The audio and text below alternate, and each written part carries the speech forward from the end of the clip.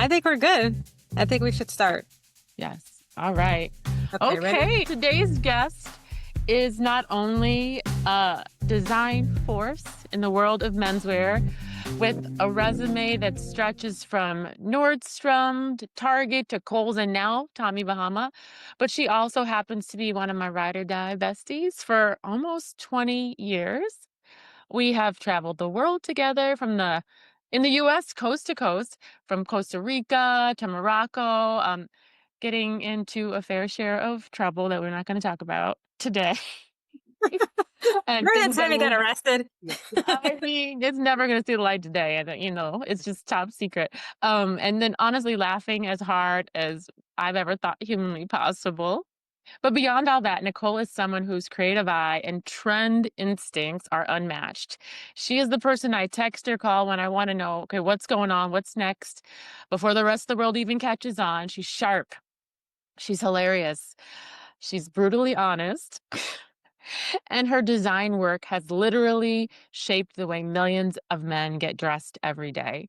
So strap yourself in or up or on or down because this conversation is going to be equal parts love letter, roast, and masterclass in menswear.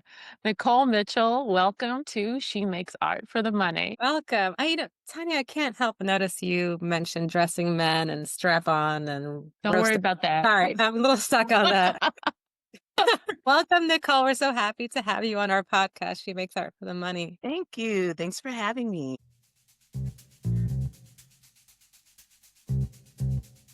You've designed so many different things for so many brands, made millions of dollars for many companies. Can you talk about your career almost like a playlist? What are your greatest hits? What are the things you're most proud of? Yeah. So I love that question because I kind of broke my career down into 3 songs, 3 hits. So the first one I was thinking is Drake, Started from the Bottom. So Oh. that was my first job out of school. I got it the day I graduated from the Art Institute of Seattle many moons ago. So I kind of cut my teeth Eddie Bauer, and I worked in their CAD department. So it wasn't directly in design, but, it exposed me to, CAD design, like coloring, working with color palettes. So that was really fun. That was just a temp thing.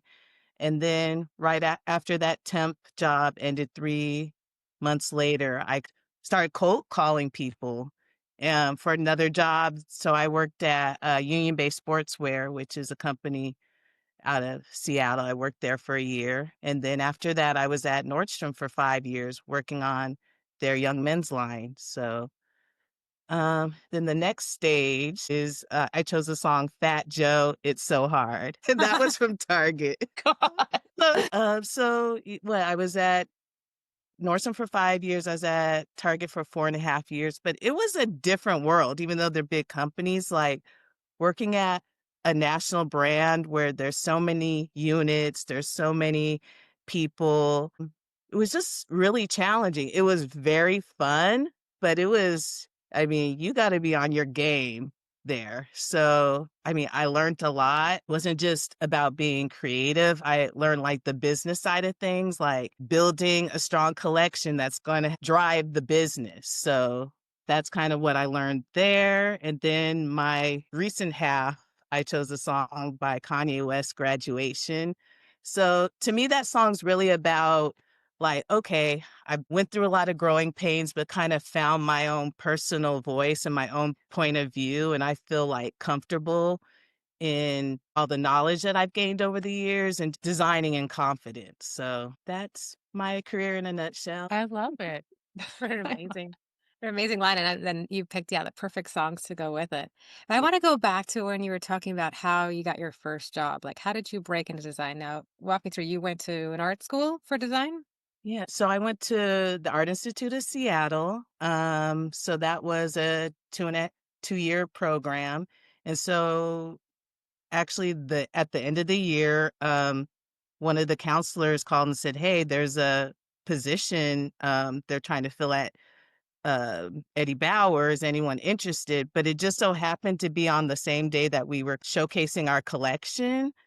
So I kind of missed out on that, but I was like, I really wanna, like, work and jump in, I don't wanna, like, it's fun to have your family see the collection, but I was like, "Okay, I could skip it," and I just kind of like, from day 1, day of graduation, I was, like, in the industry, and I've worked consistently ever since, with one little sabbatical One little in sabbatical. between. Well, I mean, you made a choice. It's like a tough choice, but you made a choice to dive right in. And I'm sure it was a difficult choice. And in the moment, you may have been like, oh, what do I do? But it it sounds like it really opened you up to your career and ultimately consistent work, professional work that paid the bills.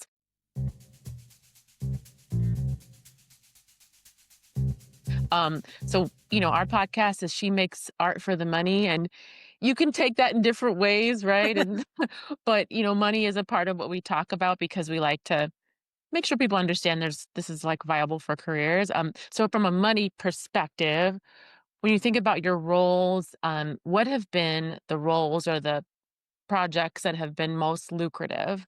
Um, and then what are the things that have been most fulfilling? Because sometimes they're not the same thing. Mhm. Oh, absolutely not the same. I'll just be very honest. The most lucrative was probably from like a money standpoint and a bonus structural standpoint was probably Kohl's, but that was also the least fulfilling, least creative. So, and it was one of those positions where recruiters had reached out to me over the years like several times and I was just like, that's what the opportunity wasn't speaking to me.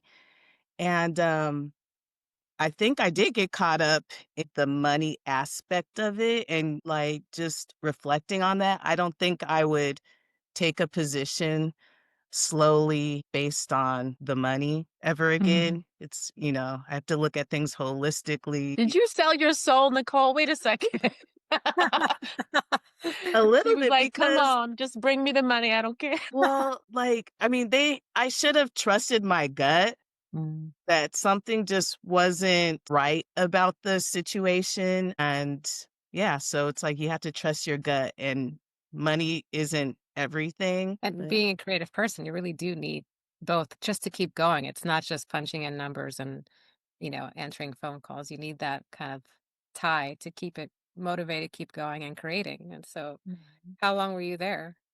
I was there for 2 years, and I was pretty much trying to extricate myself the entire the entire Thank you for the money. Bye. yeah. Yeah. Was it Bye-bye. just the things that you were designing that didn't speak with you, or just the overall vibe of the company? You don't have to say any names or any. No names. I just didn't think there was very strong kind of creative direction kind of trickling down to inform my designs. I jumped in and there was like a production person saying, I need 5 colors for this polo. And I'm like, whoa, whoa, whoa, wait a second. Like, how does this polo fit into the collection? What are we saying for, this delivery? Like, Yeah. kind of coming in with no context but that was pretty much a good example of how it was. It A little was, more reactive. yeah, just reactive and not really driven by a strong creative Mm, identity, which I feel like that's something that I need in order to be good at my job. And that makes sense. so, That totally makes sense. And kind mhm. of playing on that, because now, you are a menswear designer, but you are female, you shop for clothes for yourself. How do you kind of get into that frame of mind working, designing for men when you yourself are a women's wear shopper? I love that question. I was thinking about this and I realized just in my personal aesthetic, I'm very much tomboy. I love to like take things from menswear and like one of my style icons is Annie Hall. So it's like, Love it all. the girl boy Yep. tension, the, tomboy aesthetic. And even like growing up in high school, like I just like TLC. So like I was going to the men's shop to get baggy pants. So that's kind of always been a part of my DNA personally. That's kind of like my approach to it. And yeah, and I also feel like things are becoming so much more androgynous now. We're like in an androgynous period where Mm. There's just so much crossover. It really feels kind of natural to me. Yeah. When I've done menswear, I've always I thought there was something really nice about having a little more distance from the product. It's easier in some ways to edit and to be more of a high level thinker because you're not so tightly connected to the details. Yeah, that totally makes sense to me as well. I've done menswear my entire career, but I do wonder if I would be too biased by my own personal choices and not be able to remove myself from the customer if I was working on women. So, yeah, that's an interesting. We talked when we started off about, and this is something I've always thought about you. You've always been excellent of being on just aware of and invested in trend and not only the research but just living it and being it's just almost something that you just live and breathe. I always thought and admired that about you. Um and so how do you decide which trends are worth chasing and which ones are just noise, cool versus not? I feel like I try to pay attention to all the trends, like, especially like when I'm shopping. Like, I just went to LA for work and I try not to think too much about what I did last season or what business to protect. I just want the shopping just to kind of wash over me and Mhm, then kind of filter it from there and then think about my guest and like, okay, for instance, I was thinking about this trend we've been seeing for a little while in men's is kind of like the crochet tops mhm. that are kind of mesh and see through. And it's like, yeah, my customer is conservative. Like he's not going to wear the see through, but can we give him something that has that aesthetic without, like actual holes through it? So just kind of like letting all the trends wash over me in a way and then kind of filtering it to how can I adjust this to meet my guests' needs? Yeah. It's like you don't want him to he might not wanna show all his business and his belly skin and all the stuff, but maybe the texture can come through. You're an interpreter of trends. That's a great way to put it. You travel a lot, you're inspired a lot by I could see a lot of artwork behind you. Like, what are some tools that you have to come down like, "Okay, I need 5 polos." Is there some place that you're pulling, your inspiration from, aside from I just think straight up just fashion? yeah, I just think just even people watching, like looking at people, like I'm always looking on GQ, Hypebeast, WGSN. Like I do that every day, like TMZ, and just kind of constantly trying to inspire myself. Then I think it's like subconscious after you've designed for so many years, you're running it through a subconscious filter about how can I made this work for, the Tommy Bahama guest or Yeah. So kind of, being inspired by like this one iconic person, like you mentioned, like Little Nas X, like, you're getting inspired by him and his style. Obviously, that's not the Tommy Bahama person, but yeah. possibly paring it down. You know, those Tommy Bahama guys might surprise us though. You never know what they're doing, what they're listening to in their AirPods. Well, they're aspiring to something. I'm not sure if he's that person they're trying to, but you're making aspirational design Nah, here. you said aspirational. But then it's also like Got a good extra side of aspirational with ask. that. It's also kind of like, the bigger trend of that is, how Western, the whole Western trend is out there. It's not going away. It's like who Pharrell did Louis Vuitton show, his first show or his second show was all Western. It's like Cowboy Carter. It's like all of these things. So maybe it's time for our guy to wear a Western style shirt. Maybe it's not rhinestoned out, but it's kind of like connecting all those dots and like Right. just being aware of Maybe it's just like a hint of Western influence, like something with the buttons at the cuff or, Caroline something. snaps. Yeah. Yeah, yeah. A exactly. good old yoke. Just Yeah. give them a little back yoke that's different Yeah. shape. Yeah. Yeah, Yeah. I love it. You mentioned the all that great crochet that we've been saying. It's been huge in women's wear. It's in, you know, infiltrating men's, especially young men's. Um, and so fabric and texture, all that. I think when I think of you, I also think about your fabric and color expertise because in men's, there's nuances, right? It's smaller changes, and those changes are those tend to be the things that you see happen in men's. Can you share a moment when those right details actually elevated something that you were working on, or even something that you maybe had to push to get in? Yeah, I was thinking about this particular style that's on our site right now called the Milano stripe. And it actually has the crochet details. It has like a space dye, it has cording. And when I saw the swatch brought by, one of our vendors, I was like, there's just something interesting about this. We haven't really done anything, but there's something to this fabric. Not only did Yeah. we keep it in, we expanded the colors and it's been on fire. It's been like my number one style. Do you remember your friend Quincy? He actually said this to me. It's like as designers, it's like everybody's on the dance floor, and as soon as the beat drops, the designer knows what song that is. It's just gonna take a minute for everybody else to, like, catch on to what that is. Ooh, that's a nice little way to explain it, a little I know. metaphor. Wish I could take credit for that, but that's where I heard it, and I was like, "That is a great way to put it." Yeah. So, a lot of times, you just have to keep kicking that can down the road, like, just keep showing it, and just showing Keep people that you believe shaking in it. that, they'll catch your beat. Yeah, exactly.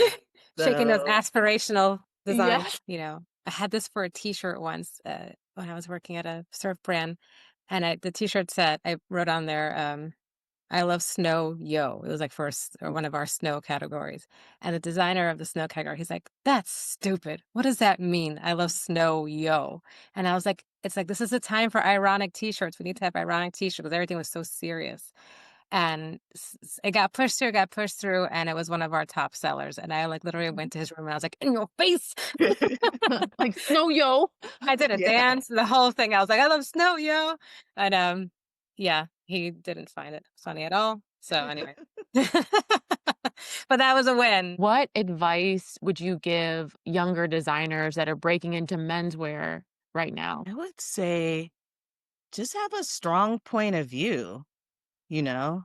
I feel like that's something I wish I had realized how important my point of view was. I Mm. think going into the corporate world, I was just like, okay, I'll just be happy if I just kind of shrink myself and kind of blend in. But like, companies like Target, like, they hired me because they loved my project and they wanna know what my point of view is and, Mhm.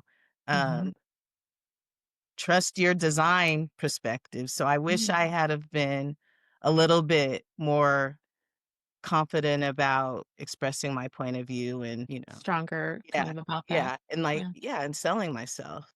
It's funny. I just had a conversation with one of my coaches about this, and our podcast is "She Makes Art for the Money." Now we have some guys that we let on the show. They're pretty cool, so we let them we let them on the show. But it's a little more, really about uplifting women and people of color, since those audiences and those demographics are smaller within the world of art and design, or at least featured less. And so that actually happens with women a lot, that we reduce ourselves, and people of color especially as well, because they're newer, maybe they're the first person in that office, in that brand, first person in their family to do this type of work. I guess I don't know if you have any perspective on being a woman of color in design, any thoughts to share on what you've learned? No, I mean, that resonates with me because, my parents, they worked in more, working class industries. I didn't have anyone growing up who was in a creative industry. So it's difficult being kind of the first and, trying to understand how to navigate the corporate world too as a creative person. So I do think it is so important to find good mentors, like informally and formally, and I've met so many like women across the way of like many different colors too who've helped, guide and push me in the right direction. So I just think finding a good mentor that you can trust in a company has been like key to my success as well. So You didn't And even know you were a trailblazer pioneer, but look at you up in Tommy Bahama, help breaking through. Yeah. I mean, representation is such a huge thing when you're looking when you're a student or even aspiring to be, an art student. If you don't see anyone else that kind of looks and feels and sounds like you, it's really hard to imagine yourself in there. I mean, maybe you have an intern coming to work at time, but how I might see you and be like, hey, all right, well, she's a big here. Like, this is somebody that I can look up to, and I can be that person too. I don't always have to be on the sidelines. And so, I think it's a great testament to you as well, but also, it's a bit of pressure, maybe. Yeah, It has a I try. I try. It's hard, sometimes, and then sometimes you see people and you're like, you wanna guide them, but, they haven't asked me for their You know, like, their "Oh, help, but I don't know. young Padawan, come here. Let me guide." maybe you just being there is just enough. I hope so. Yeah. Yeah.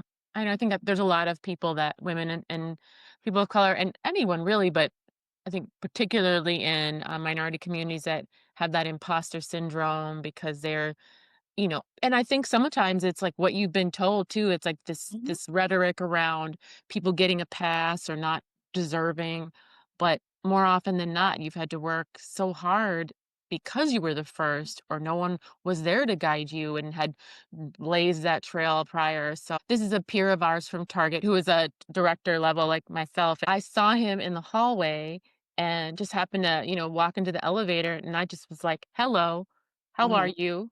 Who are you?" Mm. He said, like, years later, he just joked about it too because he was like, "Remember how you just grabbed me in the elevator?" I was like, "Yeah, Yeah. like, welcome to Target. You are not alone." I think that happens a lot, like, just in basic community too, like, Mhm. my dad tells me a story, he's Dominican, he's mixed race Dominican, and he when he came to the United States, he said, um, none of the white Hispanics would talk to him because, he was on mixed race, and then none of the African Americans would talk to him because they're like, "Why don't you speak English?" And so he Mhm. said when he saw someone who spoke Spanish that looked like him, he would hug them on the street. So he felt very isolated, and so it's kind of one of those things where if you find somebody that looks like you're in a place that you feel like you don't belong, you're like, "Friend? You look like friend, shaped like friend. Friend shape friend shaped?" Yeah. All the time when Westerners go to China visiting and they're like, "Oh, you know, you look similar." So you've traveled a lot for gathering inspiration for doing shopping tours around the world. What is the one place that you were just, like, blown away from? It's funny you should ask that because I was thinking about this, and for me, it was Tanya and my trip to Morocco. It felt like an adventure. It didn't feel like, "Oh, I'm gonna go to this all-inclusive resort and just sit around." It was just so inspiring to see, like, all of the textiles, like, the use of color, like, the tile work, the architecture, and I feel like I'm still drawing from the things that I saw and got to, witness while I was there. I think we were in Essaouira, and it's a town in Morocco that's known for its blue and white, beautiful tile and color, and we went to the beach, which is the Atlantic Ocean, Mm. and we just ran onto the beach, and we were like, "We're in Africa. This is Yeah. the Atlantic, but we're in Africa." And then we ran into that camel guy. Oh, the Oh, chameau. That's my only French word I know. That's one of the stories we're not gonna talk about. Okay. But I mean, I could just imagine like the textiles, the jewelry, just the markets in Morocco, the smells. My favorite food is Moroccan food, and Mm. I'd love to go one day. We gotta Was go I like, back. That was like no, Yeah. it is why didn't I go another with you guys? Was I like pregnant? I was always having a baby. 2007, end of 2007, yeah. Yeah, I was pregnant. Yeah. Okay. Yeah. It Always was having a kid at beautiful. some point. We've had so many great adventures traveling, and we could probably have a whole episode on travel and I mean, between even the 3 of us, but, one of the things that we have, that we've done is sort of a game/fun moment,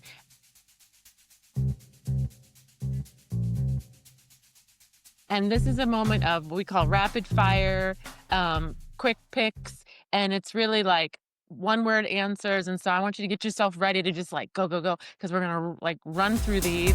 Just get your take. Um, you ready? It's game time! We haven't figured out how to do sound effects yet, so that's it. That's all we got. We don't have sound effects. We can't figure out how to do that in editing. We will learn one day. The production value is gonna keep going up. Yeah. Alright, first half, wovens or knits? What would you design forever? Wovens. Why? I don't even own any knits. I just love you can print it, you can yarn dye it, you can space dye it, you can dip dye it, you can tie dye it, you can Uh, acid wash it, you oh, can indigo. It's the you hardest can working you can fabric. you can Yes,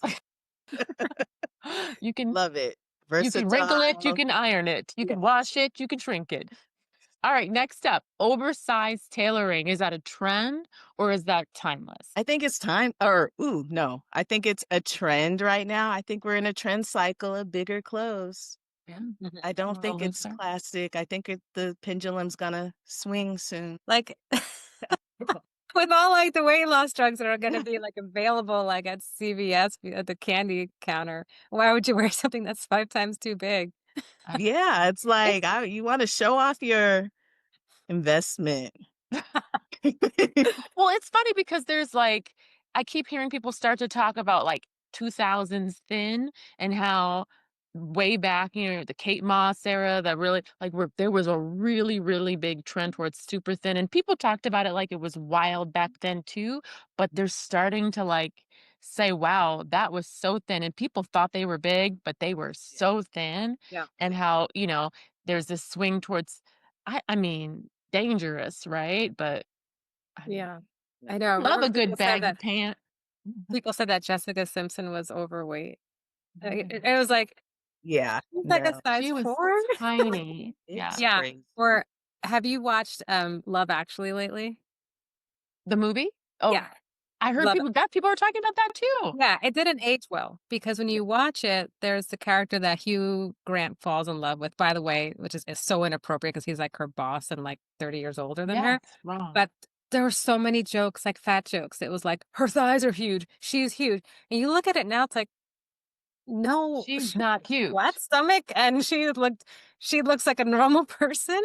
But it Yeah. was just like it was so like, when we saw anybody who was not stick thin like Kate Moss, they looked giant, right? And then now it's like that's just like a normal figure. And everybody's butts were flat, like in the 80s. Like if you see Mm, the 80s, it was like yeah. an ironing board. They never did any exercise. They just starved themselves and had smoked cigarettes. So So it didn't get poofed up. no exercise. I mean, if you don't like do any kind of exercise, you have no took us. Well, I'm a fan of oversized. There's a designer I follow from Japan who really does these great oversized bottoms and oversized jackets and just really like that volume and cocooned look. You can only wear it in fall and spring.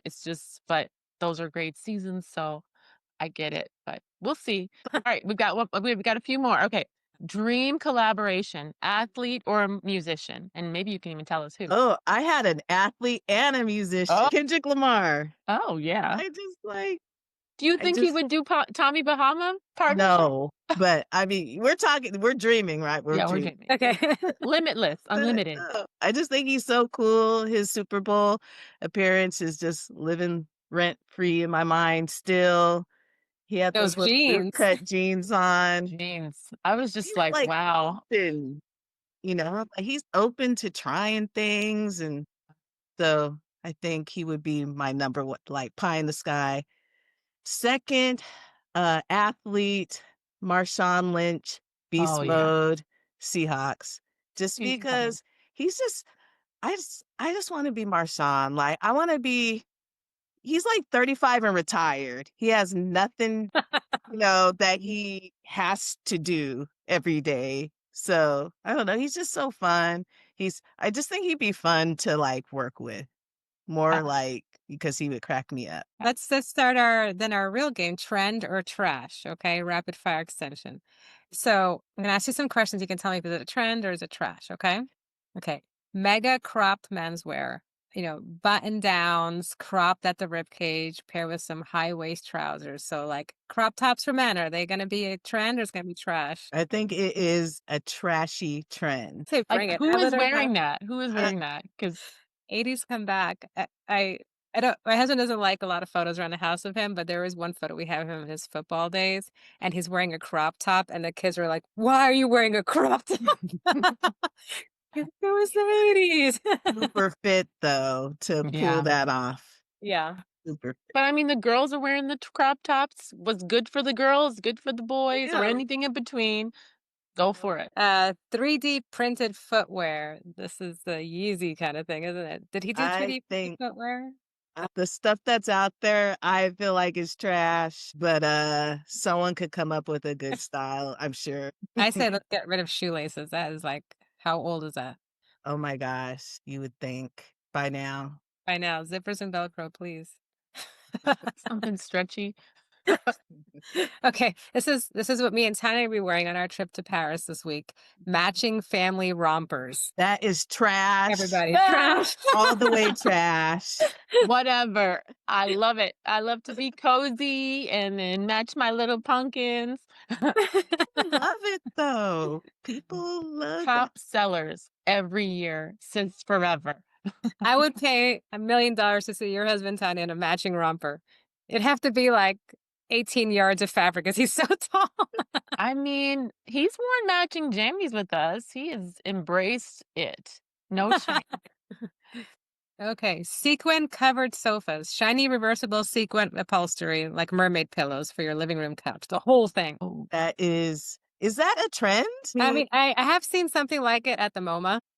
That's some wild stuff. I'm gonna say that is a trend that I can't even wrap my mind around. Yeah. And then the return of Jenkos, the wide leg jean. When you walk through the mud, it gets all nasty on the bottom. That's definitely coming back. I've Yep. been seeing the kids in the office wearing those Jinko jeans. Like I'm all for it. It is a trend though. It is a trend. it is a trend. I It's will not. not trash the Jinko. Yeah. I mean, you gotta love something comfy, roomy, really able to get your light sticks, glow sticks, and Mhm. move. Boosh, boosh, boosh. Nicole, that you survived our quick picks, our rapid fire, and you came in with flying colors. Very nice. I trust your trend or trash perspective for sure. You said it with authority. As we're wrapping things up today, is there anything going on, any hot new deliveries or collections that you're launching? Anything you want to share with our audience to go check out, Trend Diva? Probably just, yeah, check out Tommy Bahama, you guys. I know a lot of people are like, it's not for them, but I mean, we do a lot of like beautiful prints if you're going on vacation, but there's a lot of stuff out there. You would be surprised. Go check us out. You working that texture in there too for the folks that really like the crochet trend vibe. You got some great Yeah, wovens you're doing. it's the So Milano stripe. We're selling it out though. There might not be many left, but oh, that's hit her up if you need to get a little special access to inventory. Yeah. I need time how to come up with a new print for my favorite chair on earth. I have a Costco beach chair, Tommy Bahama. This is like my weekend at Bernie's thing. I always tell my husband, like, when I die, I don't want to have a funeral. I want to be embalmed, put in my Tommy Bahama chair, and on the beach and have a party there. And it's Yeah. literally that's my joke. Like that's gonna be my funeral. I'm sitting cross-legged in my Tommy Bahama chair. You know what? I've told that story in meetings. Really? Yeah, because you told me that in Santa Barbara. Yeah. So every once in a while I'll tell that story at work. But those chairs are like they have a cult following. I love it. It's durable then apparently. Mhm. Yeah, It's a backpack, it's a cooler, it's just like but yeah, I yeah. love it. Oh my God, Nicole, it's been so good chatting with you, our menswear guru. Thank Yay. you for Thank you for joining having us. me. This was so fun, you guys. Oh, We try to um, make it easy. We try to make it fun. We can throw some facts in there to really make it crazy too. yeah. Oh, so fun. But I Thank just you. wanted to finish up and say again, thank you so much for joining us on the mic at She Makes Art for the Money. You've been amazing. Our menswear guru, Nicole Mitchell. Thank you, Nicole, for being on our podcast. She makes art for the money. I am your host, Abel. And I am your host, Tanya. It's all good. We got it. We got Oh my gosh, you guys are great. You guys are awesome. Thanks. Awesome. Great job, ladies.